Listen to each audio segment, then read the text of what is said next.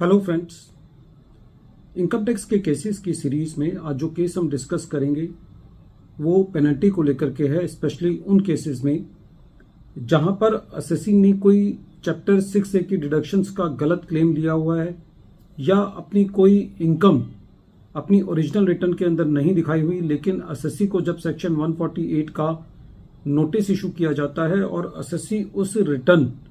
के अंदर अपनी और इनकम को दिखा देता है जो कि उसने अपनी ओरिजिनल रिटर्न में नहीं दिखाई,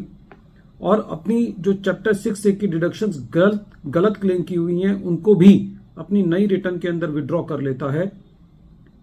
तो यदि रेवेन्यू उस रिटर्न को एक्सेप्ट कर लेता है और उसके अंदर कोई चेंज नहीं करता, तो क्या ऐसे केस में असेसिंग ऑफिसर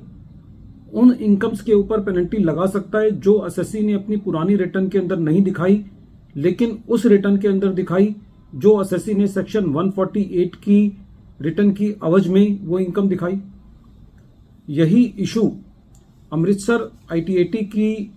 डबल बेंच ने अपने एक case Shrimati Himani Goyal Sharma versus deputy commissioner of income tax के केस में डिसाइड की। ये केस असेसमेंट ईयर 11-12 से लेकर के असेसमेंट ईयर 15-16 से रिलेटेड है। असेसी ने इन सालों की अपनी रेगुलर रिटर्न फाइल की हुई थी।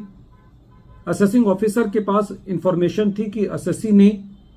कुछ चैप्टर 6A की डिडक्शंस गलत क्लेम की हुई हैं, जिसको लेकर के असेसिंग ऑफिसर ने असेसी को सेक्शन 148 का नोटिस इशू किया। असेसी ने इस सेक्शन 148 के नोटिस की अवज में अपनी इनकम टैक्स की रिटर्न फाइल करी, और जो इनकम टैक्स की रिटर्न फाइल करी उस रिटर्न के अंदर असेसी ने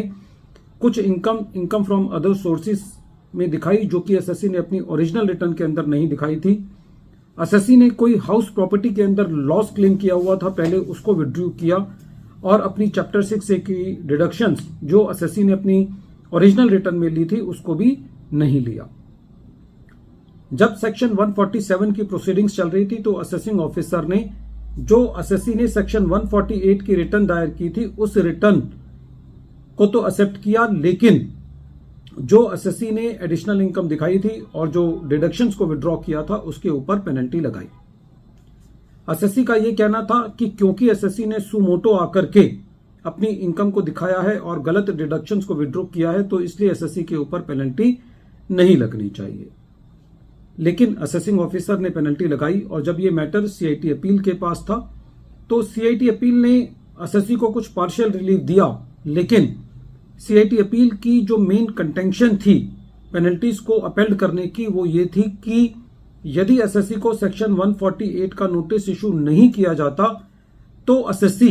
इस इनकम को नहीं डिस्क्लोज करता और जो असेसी ने गलत डिडक्शंस ली हैं वो कंटिन्यू रहती। इसलिए क्योंकि एसएससी ने अपनी सारी इनकम्स ओरिजिनली अपनी रिटर्न में नहीं दिखाई और गलत डिडक्शंस को क्लेम किया अपनी ओरिजिनल रिटर्न में, तो CIT अपील के मुताबिक पेनल्टी बनती है।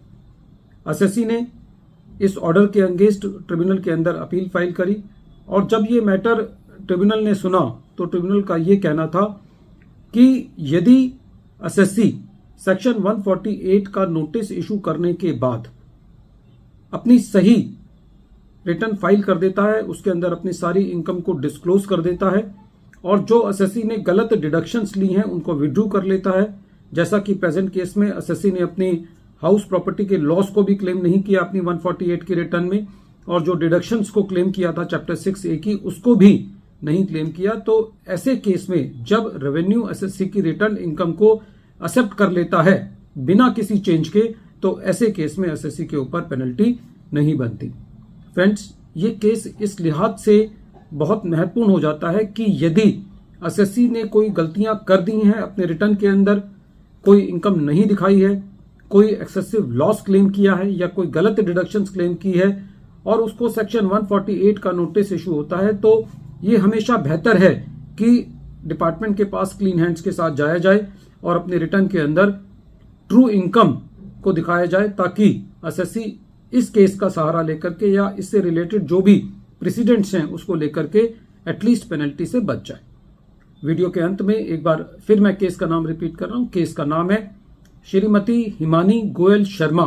Versus deputy commissioner of income tax और ये case 134 ITR tribunal short notes 47 पर रिपोर्ट हुआ और इस केस का जजमेंट 20 जनवरी 2026 को आया। Thank you friends.